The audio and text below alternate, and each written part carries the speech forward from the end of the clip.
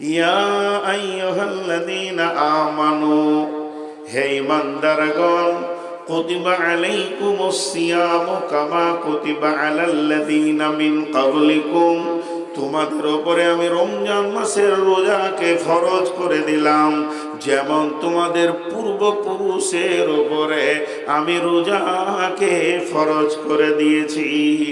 লাআল্লাকুম লাআল্লাকুম লাআল্লাকুম তাত্তাকুন, আমার উদ্দেশ্য হচ্ছে লাআল্লাকুম মানে যাতে করে, তাত্তাকুন মানে তোমরা মুত্তাকি হয়ে যেতে পারো।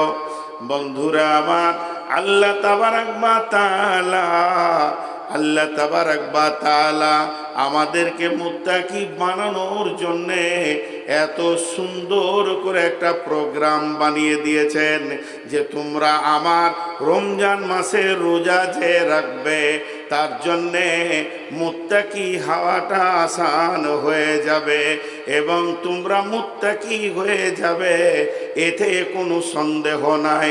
যেমন আল্লাহ তাবারাক ওয়া তাআলা হাদিসে কুদসির মধ্যে বলছেন, বিসমিল্লাহির রহমানির রহিম, ইয়াকুলুল্লাহু আযজা ওয়া জাল, কুল্লু আমালিন ইবনে আদামা লাহু ইল্লা সিয়ামা ফাহুয়া লি ওয়া আনা আজজি বি, ইন্নামা ইয়াতরুকু তাআমাহু ওয়া শারাবাহু মিন আজলি।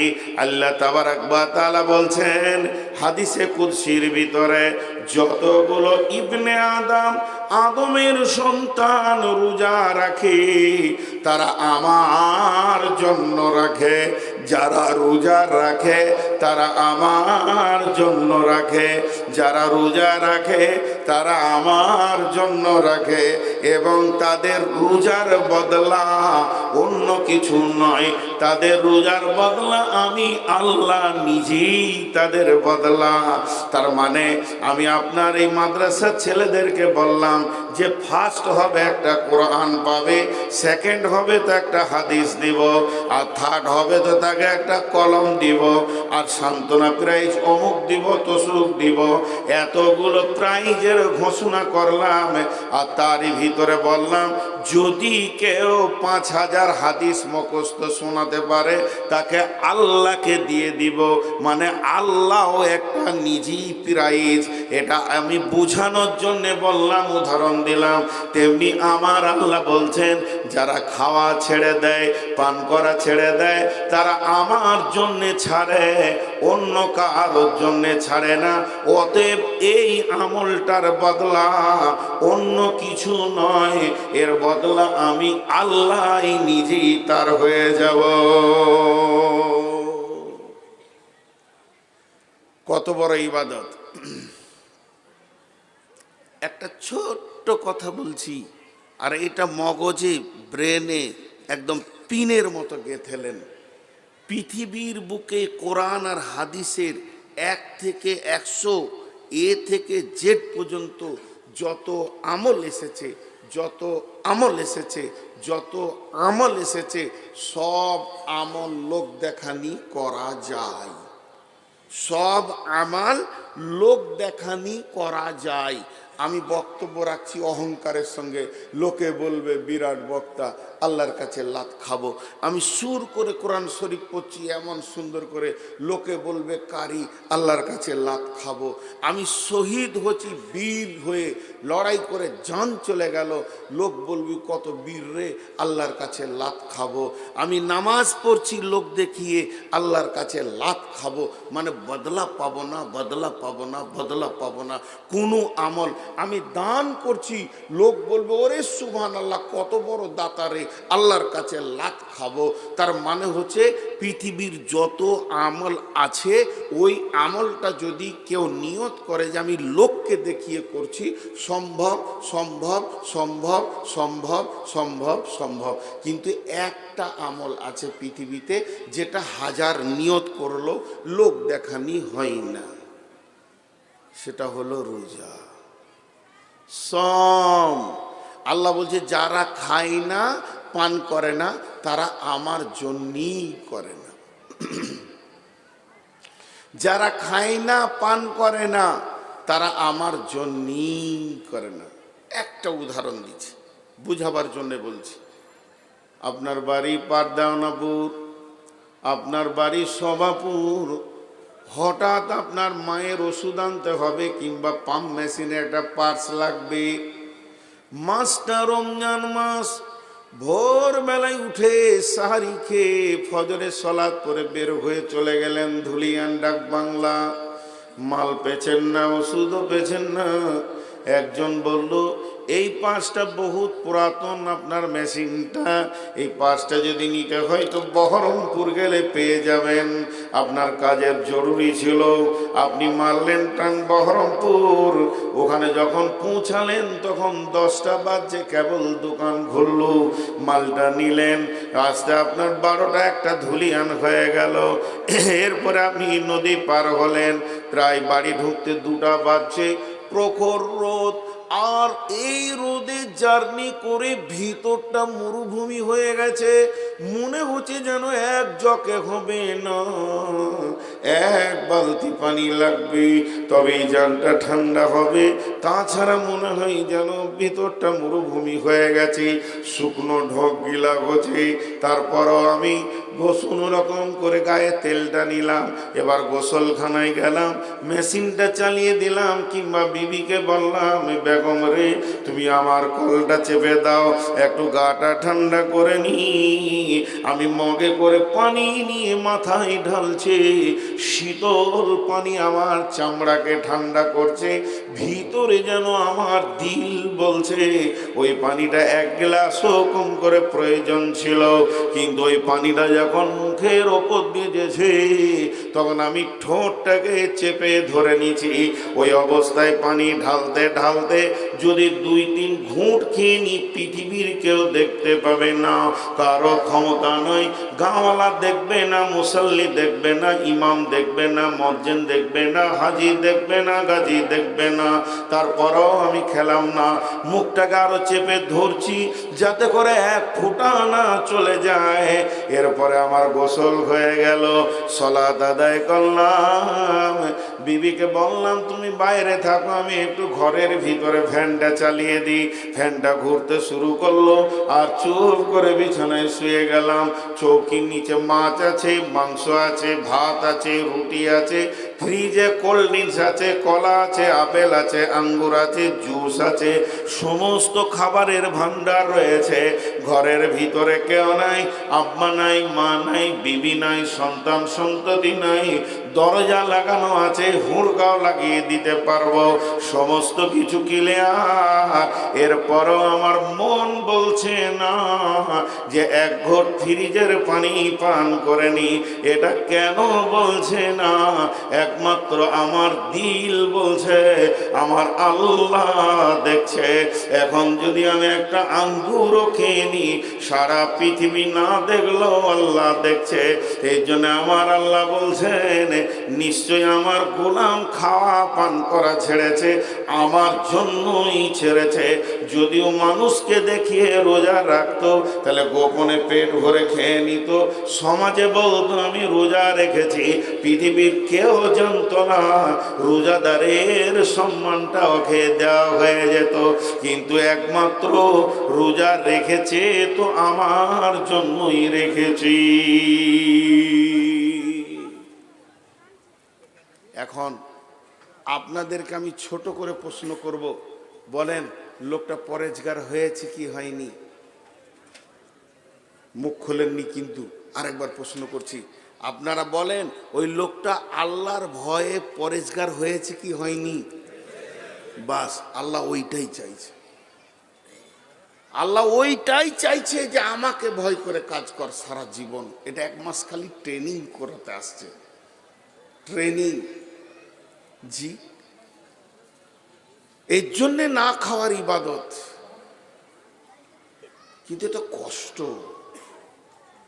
রোজা রাখতে অনেকে বলে কষ্ট লাগে না, তাহলে লাগে না তো কি হলো? লাগে বলি তো নেকিটা পাবো রে বাবা। কষ্ট। আমরা কি হব আমরা জানি না, আল্লাহ জানেন। এটা উদাহরণ দিয়ে আবার তিনখানা পরপর চমক উদাহরণ দিব, তিনটে উদাহরণকে শুনবেন, গোটা রোজাটা যেহেনে ঢুকে যাবে। তারপর আমি হাদিসের দিকে যাব। তিনটে উদাহরণ। নাম্বার 1, এই যে রাস্তায় আসছিলাম, কোন দিকের রাস্তা সব হুঁশ দিশে চলে গেছে, ঘাটে থেকে যে রাস্তাটায় আসলাম, তো রাস্তায় 2 জায়গায় ইটের ভাঁটা দেখলাম, ইটের ভাঁটা। ওগুলো মাদ্রাসার ছাত্র মনে হচ্ছে যারা দাঁড়িয়ে আছে। কোন মাদ্রাসার গো? শোভাপুরের না দেওনাপুরের না নদীর ওই পার থেকে এসছে? এইটি দাঁড়িয়ে আছে কেন? এই তোমরা দাঁড়িয়ে আছো কেন? ওই দাঁড়িয়ে আছো কেন তোমরা? আজীব ব্যাপার, লজ্জাও নাই কিছু নেই। আপনাদের বিরক্ত লাগছে নাকি? 3 জন বললে খালি, এরা মুখ খুলে না কেন? এদের মেয়েগুলি ভালো, চোপার জোর খুব আছে, 1 মিনিট বন্ধ হয়নি, এতগুলি লোক মুখ খুলছেন। আপনাদের বিরক্ত লাগছে? তাহলে একটা বিষয়ের উপরে কথা বলছি, তো 3টে উদাহরণ দেবো, 3টে। কাকে ডাকছে? ঠিক মনে হচ্ছে মারবে নাকি, ভয়ও লাগছে। আচ্ছা, আনিকুল কোথা গেল? আবার মনে পড়েছে আমাকে। হ্যাঁ, ডেকে দেন না, ডেকে দেন, ডাকেন ডাকেন একবার। এই আনিকুল বাবু, একবার এসো, শোনার দরকার আছে, তোমাকে একটা জিনিস আনতে বলবো। আমি অন্য কাউকে বলছি না, ভালোবাসছি তো, আসছো না। আনিকুল, তুমি তো শব্দ শুনতে পাচ্ছ না, এসো, কোথায় আছো? আর মহিলা মহল কথা বোধহয় বুঝতে পারছে না বাংলা কথা নাকি? মাথা খারাপ, কতদিন পর দেখা। মহিলা মহলে মা বোনদের কাছে আবেদন রাখছি যে হয়তো বক্তার বাংলা কথা বুঝতে পারা যাচ্ছে না নাকি, এত আওয়াজ আসছে এখানে যে বিদ্যুটে আওয়াজ আসছে। বাস চুপ হয়ে গেল। আপনি রাখেন, ও জিনিসটাই এরকম। আমাকে বাংলাদেশে এক স্কুলের মাস্টার আমার কানে এসে বলছে, হুজুর মেয়েগুলোকে চুপ করিয়ে দেন তো। তা বললাম, মাথা খারাপ, আমার নিজের বই চুপ থাকে না, লোকের বউকে চুপ করাবো? আমার বউকে যদি চুপ হতে বলি তো 20টা বলে। তো যাকে আমি ভালোবাসি, খাওয়াই, কাপড় দিই, চিকিৎসা ওষুধ দিই, সেই আমার কথা শুনে না, লোকের বউ শুনবে? ওই জন্য আর মেয়েদেরকে চুপ করতে বলি না। হ্যাঁ, আল্লাহ ভালো জানে যে ও যে চিল্লাইছে, যে মেয়েটা, ওর স্বামীকে যদি পেতাম তো 2টো জিলাপি খাওয়াইতাম। গরিব মানুষ, বেশি পারবো না, 2টো জিলাপি খাওয়াইতাম। বলে কেন? আমি 10 মিনিট ওকে সহ্য করতে পারছি না, ও আছে কি করে ওকে নিয়ে? হ্যাঁ, সংসার করছে কি করে ওইরকম মেয়েকে নিয়ে? আল্লাহ আকবার, কি যে আজাবে আছে ওই জানে, কাউকে বলতে পারছে না, চিল্লা চিল্লি মেয়ে। তো উদাহরণগুলো মন দিয়ে শোনেন। এই যে ইটের ভাঁটা, এবার ইট যে বানাবে, ও সকালে একটা বালতি আর কোদাল নিয়ে মাটির কাছে চলে গেছে। ধ্যান দিয়ে শুনবেন তো মজা লাগবে খুব। তো জোরে মাটিতে একটা কোপ মেরেছে, আর যখনই মাটিতে কোপ মেরেছে তো মাটি ওকে বলছে, আমাকে কোপ মারছিস কেন? এটা উদাহরণ দিচ্ছি, ভাবিয়ার না মাটি কেন কথা বলবে। উদাহরণ দিতে গেলে কিছু বোঝাতে হয়। তো এবার কোপ চলছে, বলছো ভাই মিস্ত্রি, তুমি আমাকে কোপাও কেন? মিস্ত্রি উত্তরে বলছে, চুপ করে থাক, সহ্য কর, দাম তোরই বাড়বে। বুঝে গেল? কোপ খেলো, খানিক বালু ছিটিয়ে দিল, তারপরে 2 বালতি পানি ছিটিয়ে দিয়ে লাত মারতে শুরু করেছে। লাত মারলে দাম বাড়ে না কমে? আপনারা উঠেছি যদি আমার চোপায় লাত মেরে দেন, দাম বাড়বে না কমবে? কমবে। কিন্তু যখন লাত মারতে শুরু করেছে, সঙ্গে সঙ্গে মাটি বলছে, বন্ধু তোমার কি গরু চুরি করেছিলাম নাকি? এত লাতটাও কেন? বলছে চুপ কর, তোরই দাম বাড়বে। লাত খেলো, এরপরে রোদে শুকাতে দিল। যখন শুকিয়ে টনটনে হয়ে গেছে, তখন বলছে, বন্ধু পানি দাও সামান্য। বলে চলবে না, নষ্ট হয়ে যাবে। রোজাদারের অবস্থা তাই। এখন তোমাকে আমি বানাচ্ছি আর এই অবস্থায় তুমি পানি চাইছো, চলবে না। এবার ভাঁটি শুরু হলো। পাশে যখন কয়লা এলো তখন ওই সুখাইর মিস্ত্রিকে ডেকে বলছে, বন্ধু এমন একটা জাতকে আমার পাশে দিয়েছো, দেখি তো নোংরা, তারপরেও নিজে জ্বলবে আর একজন কেউ জ্বালাবে, এত কষ্ট কেন তুমি আমাকে দাও? তখন ও বলছে, ধৈর্য ধর, তোরে দাম বাড়বি। যখন চচ্চরে হয়ে পুড়ে গেল, মিস্ত্রি বলছে, যত ভালো পুড়বি তত দাম বাড়বে, আর ছালো ঢবি তা আবার লাত খাবি, রাস্তায় ফেলবে লোক। এবার দেখা গেল 1 নম্বর গ্রেটে লাল ইট হয়ে পুড়ে গেছে। তখন ওই ইটকে 1 নম্বর, 2 নম্বর, 3 নম্বর থাকিয়ে রেখেছে, ভাঙা চোরা এক পাশে রেখেছে, ছালটগুলো আর একদিকে রেখে দিয়েছে। তখন বন্ধুরে, মাদ্রাসাওয়ালা, মসজিদওয়ালা, কলেজওয়ালা, স্কুলওয়ালা, কোম্পানি ইট কিনতে গেছে। ইটটা ধরে বলছে, এটা 1 নম্বর মাল, কত দাম? ইট তখন বলছে, বন্ধু কত কোপ খেয়েছি, কত লাত খেয়েছি, আর কত কষ্ট করে নিজেকে জ্বালিয়েছি, তবেই না আমি মসজিদের দেওয়ালে লেগেছি, মাদ্রাসা, কলেজ, ভার্সিটি, আর আপনার কিনা স্টেশন, এয়ারপোর্টের দেওয়ালে লেগেছি। তাহলে আমার জিন্দেগি জ্বলেছে, তাই ঠিক দামি জায়গায় এসে গেছি। অতএব আল্লাহ বলছে, তোরা রমজান মাসে আমার আইনগুলো মেনে নিয়ে ধৈর্য ধরে নে, জান্নাতের আপার লেভেলে থাকবি।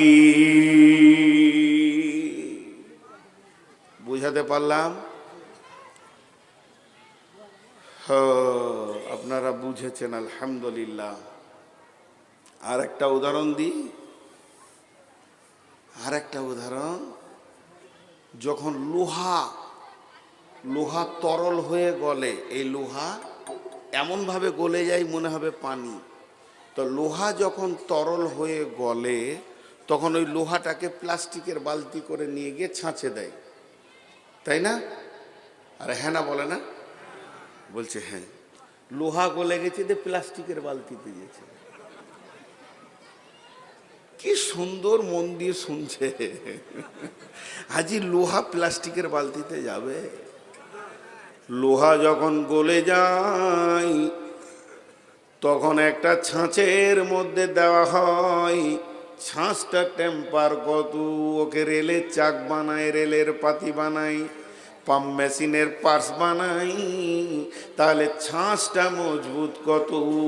অতএব বন্ধুরে, আমাদেরকে যদি মুত্তাকি হতে হয়, জান্নাতি হতে হয়, তাহলে ছাঁচের মতো ধৈর্য রাখতে হবে। আল্লাহ আমাদের ওপরে পরীক্ষা চালাবেন। মা বোনেরা শুনছেন না তো কি আর বলবো, তবু মেয়েদেরকে একটা ওসিয়ত করছি, হে আমার মা, হে আমার বোন, আপনাদেরকে একটা রোজার উদাহরণ দিচ্ছি। সোনা তো সোনাই, সোনার 70 টাকা 10 গ্রামে 70,000 টাকার দাম। সোনার 70,000 টাকা দাম।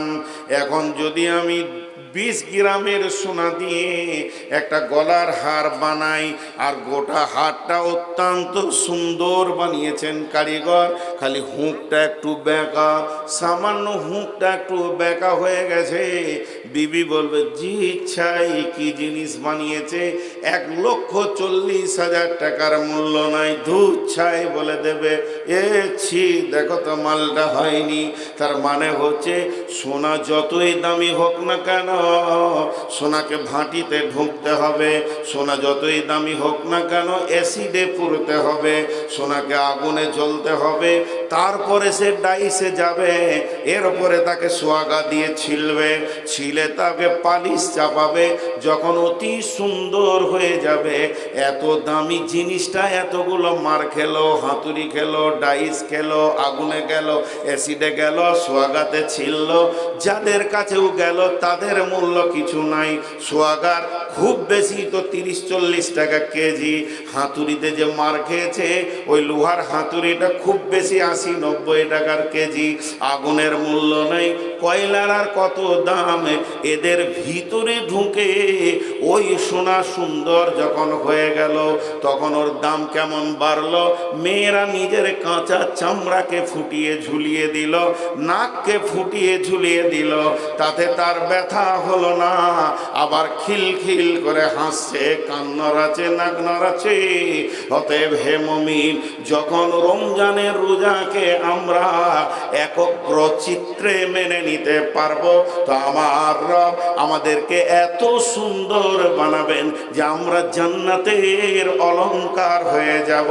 এর জন্য আল্লাহ বলেছেন লাআল্লাকুম তাত্তাকুন, আমি তোমাদেরকে রোজা রাখাচ্ছি এই জন্যে যাতে করে তোমরা মুত্তাকি বেনে যাবি।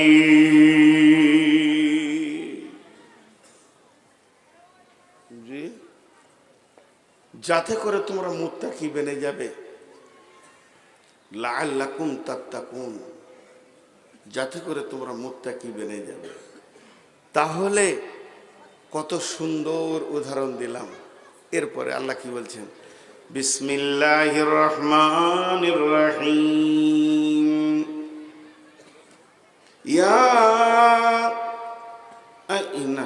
ইন্না আনজালনাহু ফি লাইলাতিল কদর ওয়া মা আদরাকা মা লাইলাতুল কদর লাইলাতুল কদরি খায়রুম মিন আলফি শাহর। আল্লাহ তাবারক ওয়া তাআলা বলছেন, এই রমজানের ভিতরে লাইলাতুল কদর বলে একটি জিনিস রয়েছে, সেটা কুড়ি রোজার পরে বিজরের ভিতরে খুঁজতে হবে। অনেক তাফসীর, অনেক মুফাসসির অনেক রকম কথা বলেছেন। তার মানে এক কথায় বুঝালেন, ওই রাতটা কত দাম। এক রাত যদি কেউ পেয়ে যায় তাহলে তার 1000 মাসের কাজ হবে। এত বড় ইবাদত আল্লাহ তাবারক ওয়া তাআলা রমজানের ভিতরে লুকিয়ে রেখেছেন। আল্লাহ অন্য জায়গায় বলছেন, শাহরু রমাযান আল্লাযী উনজিলা ফীহিল কুরআনু হুদাল লিন্নাস। এই মাসটা এমন মাস, এই মাসে কোরআন নাজিল হয়েছে মানুষের জন্যে, হেদায়েতের জন্যে। 21শে রমজান কোরআন নাজিল হয়েছে।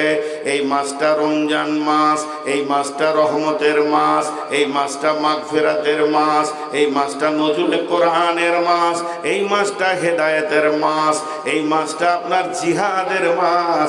এই ইসলামের প্রথম জিহাদ হয়েছে রমজান মাসে। 17 রমজান বদরের যুদ্ধ হয়েছে। অতএব বন্ধু, এই মাসটার ভিতরে অনেক কিছু লুকানো আছে, শুধু রোজা নয়। এই মাসে কোরআন নাজিল হয়েছে, নজুলে কোরআনের মাস, কোরআনের জন্মদিন রমজান মাসে লুকানো রয়েছে। এটা তেলাওয়াতের মাস, এটা ইবাদতের মাস, এটা মাগফিরাতের মাস, এটা রহমতের মাস, এটা বরকতের মাস, এটা জিহাদের মাস, এটা হেদায়েতের মাস, এটা নূরের মাস, অন্ধকার দুর্ভিতের মাস। এই মাসটার অনেকগুলি সম্মান লুকানো রয়েছে, আমাদের সামনে তত্তর করে এগিয়ে আসছে।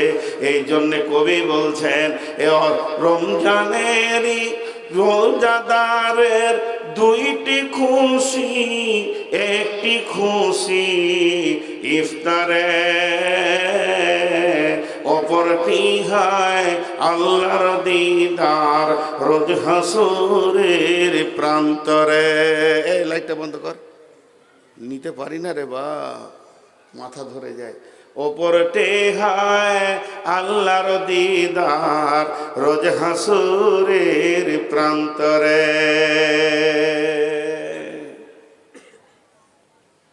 এই মাসটা এত দামি মাস, হায় আমরা অবহেলায় কেটে যাই।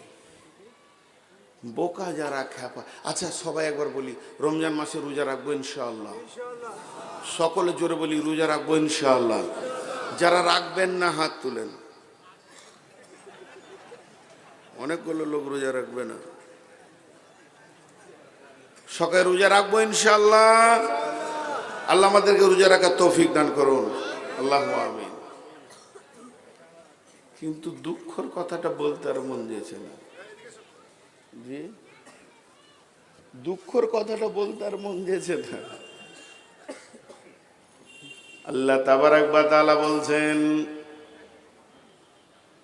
যে রোজা মাসটা রহমত বরকত সব ভরা রয়েছে, কিন্তু আমরা রোজা মাসকে এত গুরুত্ব দিই না। এবার নবীজি কি বলছেন দেখি, বিসমিল্লাহির রহমানির রহিম, ক্বালা রাসূলুল্লাহ সাল্লাল্লাহু আলাইহি ওয়াসাল্লাম, মান সামা রমাযানা ঈমানান ওয়া ইহতিসাবা গুফিরা লাহু মা তাকাদ্দামা মিন জামবি ওয়া মান ক্বামা কিয়ামাল লাইলি ঈমানান ওয়া ইহতিসাবা গুফিরা লাহু মা তাকাদ্দামা মিন জামবি ওয়া মান ক্বামা কিয়ামাল লাইলাতুল কদরি গুফিরা লাহু মা তাকাদ্দামা মিন জামবি।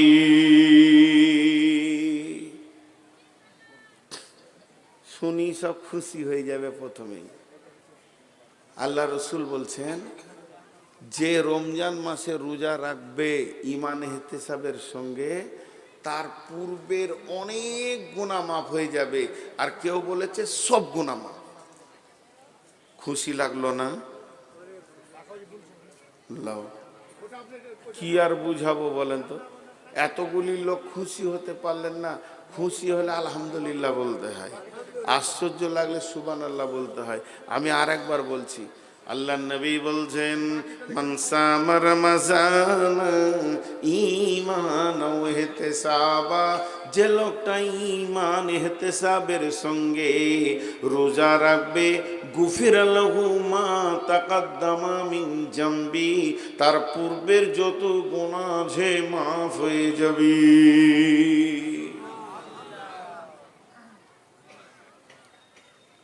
ওমান কামা কিয়ামাল লাইলি, কিয়ামাল লাইলি বলতে এখানে বলা হয়েছে মানে তারাবি, যে মানে প্রতিদিন পড়বে, বাদ যাবে না। আল্লাহ তাবারাক ওয়া তাআলা বলছেন, নবীজি বলছেন, গুফিরা লাহু মা তাকাদ্দামা মিন জামবি, তার জীবনের পূর্বের অনেক গুনাহ মাফ হয়ে যাবে। কত বড় খুশির কথা। ওমান কামা কিয়ামাল লাইলাতুল কদরি, এই মাসে লাইলাতুল কদর লুকানো আছে। যদি কেউ লাইলাতুল কদর জেগে দেয়, গুফিরা লাহু মা তাকাদ্দামা মিন জামবি, তার জীবনের পূর্বে অনেক গুনাহ মাফ হয়ে যাবে।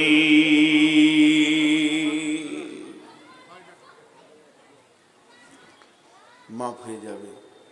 কত মজার ইবাদত আসছে একবারে।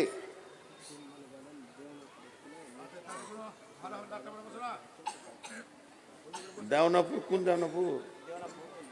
কে কার কার ক্যাম্পারার? মোস্তাক নাম বলেন, মোস্তাককে ডাকছে, তিনার বাবা অসুস্থ আছে। দেওনাপুর, দেওনাপুরের মুস্তাক কে আছে? মুস্তাক ভাই, আপনার আব্বা অসুস্থ, আপনার আব্বা ডাকছে। অবশ্যই আব্বা মায়ের ডাকে সব ছেড়ে চলে যেতে হবে।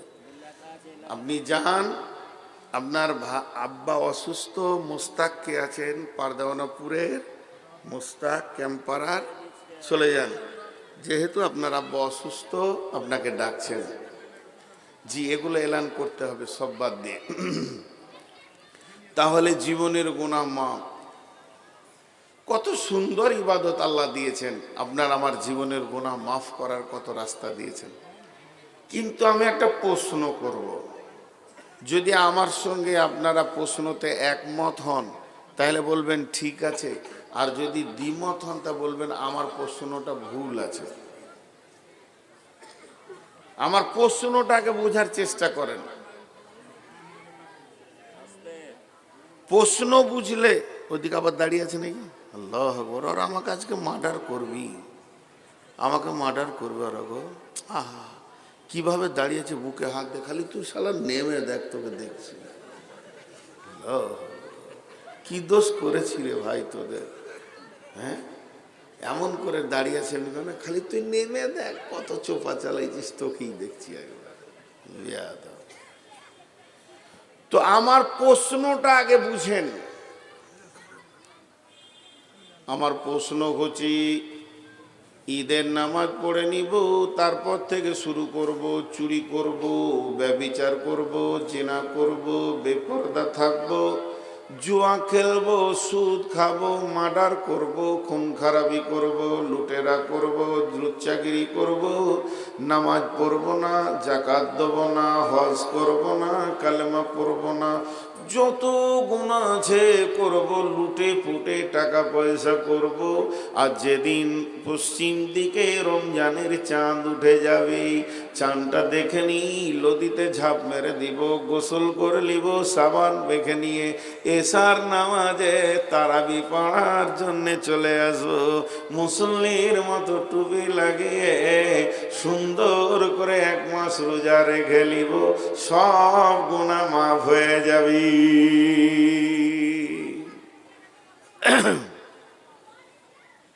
কথা বুঝাতে পেরেছি এবার? সারা বছর পাইকিরি হারে পাপ করব, ডজন ডজন পাপ, আর রোজা রেখে নিব, গুনাহ মাফ।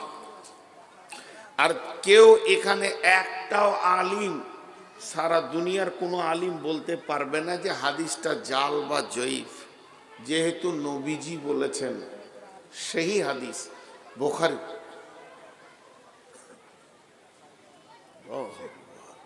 কোথায় জলসা করতে এসছি বাপ জি?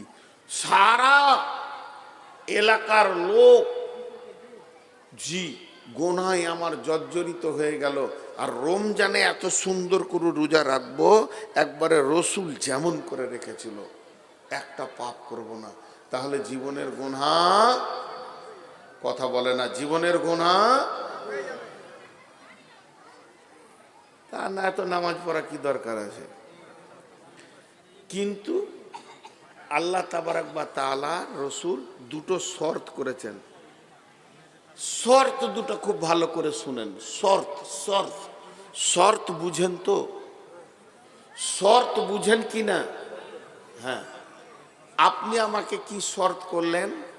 আপনি আমাকে শর্ত করছেন, আগামী পরশু যদি আপনি শোভাপুরে এসে জোহরের নামাজ পড়েন তো আপনার মাদ্রাসাকে 1 লাখ টাকা দিব। এখানে এসে কালকে কালকে জুমার নামাজ পড়াতে হবে আপনাকে, আর জুমা না পড়ালে টাকা পাবেন। তো আমি চলে এসেছি শনিবার দিন, শুক্রবার বাদ দিয়ে, টাকাটা দেন। তো তখন বলছি যে আপনার শর্ত ছিল, এখানে লেখা আছে দেখেন, যে আমি জুমার নামাজ শোভাপুর জামে মসজিদে পড়াবো, আর আমার ওয়াদা ছিল টাকা দিব। তখন আমি ওকে হালকা করে বলছি, আমি নাইলে আসিনি, তা আমার ওয়াদা নাইলে ভুল হয়ে গেছে, তো তুমি কেন ভুল করবে? এটা ঠিক হচ্ছে কি? এটার নাম শর্ত লয়। শর্ত হচ্ছে জুমা পড়ানোর সাথে টাকাটা জয়েন্ট হয়ে আছে। আমি যখনই জুমা পড়িনি, অটোমেটিক আপনার ওয়াদাটা বাতিল হয়ে গেছে। আপনি খুশি হয়ে দিলে দিতে পারেন, না দিলে আর আপনার গুনাহ হবে না। এটা বলে শর্ত। তো আল্লাহ রসুল দুটো শর্ত করেছেন, দুটো শর্ত। ওই রোজাতে গুনাহ মাফ হবে, তার জন্য দুটো শর্ত করেছেন। দেখেন, আমি শর্তগুলো দুবার করে বলবো। বিসমিল্লাহির রহমানির রহিম। মান সামা রমজান ঈমানাও ঈমানাও ঈমানাও ওয়া ইহতিসাবা ওয়াহতিসাবা গুফিরা লাহু মা তাকাদ্দামা মিন জামবি। যে লোকটা রোজা রাখবে ঈমানকে, ইহতিসাবকে সঙ্গে নিয়ে, ঈমান আর ইহতিসাব, এই দুটি জিনিসকে সঙ্গে নিয়ে রোজা রাখবে। আল্লাহর নবী বলছেন, উম্মত তুমি নিশ্চিত হয়ে যাও, তোমার গুনাহ মাফ হয়ে যাবে। এটা কি বোতলের ভিতরে? এটা কি? কিন্তু আমি বলছি শরবত। যদি শরবত হয় এর সঙ্গে কি থাকতে হবে? চিনি যদি না থাকে, লেবু যদি না থাকে, তো ওটাকে কেউ শরবত বলবে? বলবে না। তো যে রোজাতে ওই দুটি জিনিস নাই, ঈমান আর ইহতিসাব, ওটা রোজা লয়, ওটা উপোস। ঈমান আর ইহতিসাব থাকতে হবে। এবার ঈমানটা কেমন? ঈমানটা কেমন? ঈমানটা কেমন? রোজা রাখছি, আমার গুনাহ মাফ হবে। আমি রোজা রাখছি, আমার গুনাহ মাফ, কথা বলে না? হবে না, হবেই। এর নাম ঈমান। হাদিসের মধ্যে আছে, বান্দা যেমন আল্লাহর প্রতি ধারণা রাখবে, বান্দা যেমন আল্লাহর প্রতি ধারণা রাখবে, আল্লাহ বান্দার সঙ্গে ওই রকম ব্যবহার করবেন। অতএব বন্ধুরে, আপনার আমার ঈমান যদি 100% থাকে, তাহলে আপনার আমার রব আপনার আমার জীবনের গুনাহকে মাফ করবেনই করবে।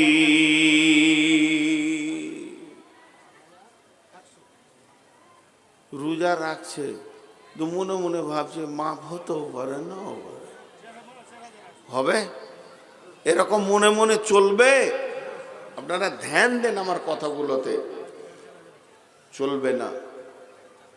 একটা উদাহরণ দিই। হাত তুলে দোয়া বিদআত। বড় বড় আলেমরা বলছে, ভাই আমি ফতোয়া দিচ্ছি না, ফতোয়া দেওয়ার মতো আমার ইলম নাই, উদাহরণ দিচ্ছি, মনে করেন বলে বলছি। যে রমজান মাসে আপনাদের ইমাম সাহেব তারাবি শেষ হয়ে গেল আজকে, তো বলছি চলেন একবার দোয়া করি সবাই, আল্লাহর কাছে কাঁদি। 21 রোজা চলছে, তো ইমাম সাহেব দোয়া করছে, এই আল্লাহ তুমি আমাদেরকে মাফ করে দাও, গুনাহ করেছি মাফ করে দাও। ঈদগাহের ময়দানে হাত তুলে দোয়া করছি, মাবুদ তুমি আমাদেরকে ক্ষমা করে দাও, মাফ করে দাও। জেনা করেছি মাফ করে দাও, চুরি করেছি মাফ করে দাও। মাবুদ কত মিথ্যা কথা বলেছি, তুমি আমাদেরকে মাফ করে দাও। অঝোর নয়নে ঈমান ইমাম কাঁদছেন, মুক্তাদিদের ভিতরে মুয়াজ্জিন টুকরে টুকরে কাঁদছেন, বলছে আল্লাহ বেশাক পাপগুলো করেছি মাফ করে দাও। এরই ভিতরে হাজি সাহেব কাঁদছেন, গাজী সাহেব কাঁদছেন, গায়ের মাস্টার সেও বলছে মাবুদ বেশাক অনেক গুনাহ করেছি, তোমার নবী বলেছে রোজাতে গুনাহ মাফ হবে। এই আল্লাহ তুমি মাফ করে দাও, এই মাফ করে দাও। অঝোর নয়নে সবাই কাঁদছে। এরই ভিতরে আমার মতো এক বেঈমান বসে আছে, খালি অলসতার সঙ্গে বলছে আমিন আমিন আমিন, অলসতার সঙ্গে বলছে, আর মনের ভিতরে বলছে মাফ হতেও পারে না পারে। আল্লাহ বলছে এটা চলবে না, বিশ্ব নবী বলছে চলবে না। তুমি যেদিন রোজা রাখতে শুরু করবে, তুমি নিয়ত করে নাও আমার রব আমাকে মাফ করবেনই করবে। হযরত ওমর বলছেন, আসমান থেকে যদি এলান হয় সারা পৃথিবীর মানুষ জান্নাত চলে যাবে, একজন জাহান্নামে যাবে, তাহলে আমি ওমর সেই জাহান্নামীটা। কারণ কোরআন বলছেন ইন্না বাতশা রাব্বিকা লাশাদীদ, আল্লাহর পাকার বড় মজবুত। আবার কোরআন বলছেন হযরত ওমর বলছেন আসমান থেকে যদি এলান হয় সারা বিশ্ব জাহান্নামে চলে যাবে, একজন জান্নাতে যাবে, তাহলে আমিও তখনও বলবো আমি সেই উমার জান্নাতি। কেন? আমার আল্লাহ বলেছেন লা তাকনাতু মির রাহমাতিল্লাহি, হে উমার, হে আল্লাহ বলছে হে আমার গোলাম, আমার রহমত থেকে নিজেকে বঞ্চিত করিও না। তার মানে হচ্ছে আমার রব এত বড় মাফ করনে ওয়ালা। একটা লোক পাপ করতে করতে যদি আসমান জমিনকে ভরে দেয়, জায়গা না থাকে, পাহাড় পাহাড় পরিমাণ পাপ করে, তারপরেও যদি চোখের পানিতে রবের কাছে মাফ চায়, তাহলে আল্লাহ তাকে মাফ করে দেবেন। অতএব বন্ধু, এটা একটা খেয়াল করতে হবে যে যেদিন আমি রোজা রাখছি ওই দিনে আমার দিল মন আল্লাহর প্রতি এতটাই বিশ্বাস থাকবে, আমার গুনাহ মাফ হবে। এর নাম হলো ঈমান।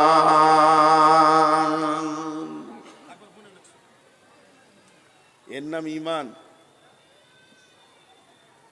ঈমানের নাম একটা উদাহরণ দিই, খুব শুনে ভালো লাগবে। আমার বাড়ি বর্ধমান, যদিও বর্ধমান বাড়ি তো আমি বীরভূম সীমান্তে বাস করি, বোলপুরের পাশে। আমার গ্রামটা পরেই 3 কিলোমিটার 4 কিলোমিটার বর্ধমান আছে, তারপরে বীরভূম শুরু। তো রমজান মাস আমার বিয়ে হয়েছে বীরভূম জেলায়। তো হঠাৎ বোলপুরে যখন পৌঁছাইছি তখন আসরের নামাজ পড়ছি। খেয়াল করে শুনেন উদাহরণটা। আমার শ্বশুরের 6টা বেটা 2টা বেটি, বড়টা আমার কাছে, ছোটটা আরেকজনের কাছে। আর 6টা বেটার বিয়ে হয়েছে, 6টা বউ বাড়িতে আছে। ঠিক ইফতার হতে আর মাত্র ওই 10-15 মিনিট, ইফতার হতে, খাবার শুরু হবে 10-15 মিনিট। হঠাৎ আমি গাড়ি নিয়ে ঢুকে গেছি, 2জন আলিমকে নিয়ে, মৌলানা মুজাম্মেল ভাই আছেন, আমি আছি, আরো বড় বড় 2জন আলিম মাদানি নিয়ে। আচ্ছা, চাষি ঘর, সাদা বাটা খাবার প্রতিদিন হয়, মেহমান আসলে না হলে একটা ব্যবস্থা হয়। আর রমজান মাসের যদি 15-20 মিনিট আগে শ্বশুর ঘর ঢোকা যায় বড় বড় মানুষ নিয়ে, তো ওরা পেরেশানিতে পড়ে গেল। যেহেতু না আমি কোনটা বলছি কয়ু দরকার আছে দেখে যান। খুব ধ্যান দিয়ে শুনেন, এই জায়গাটা ধ্যান দিয়ে না শুনলে ইমানের এটা খুঁজে পাবেন না। এবার আমি যখনই গাড়ি নিয়ে ঢুকেছি তা আমার শ্বশুর দেখে চমকে উঠলো, আরে সুবহানাল্লাহ, জামাইয়ের সাথে 4খানা বড় বড় মেহমান। তো 6টা ছালা 6 দিকে দৌড় মারলো। কেউ গেল মাছ আনতে, কেউ গেল মুরগি আনতে, কেউ গেল তেলে ভাজা আনতে, কেউ গেল মিষ্টি আনতে, কেউ গেল আর কিছু আনতে, ফল ফ্রুট আনতে। আর বহুরা সব দাঁতন করছিল।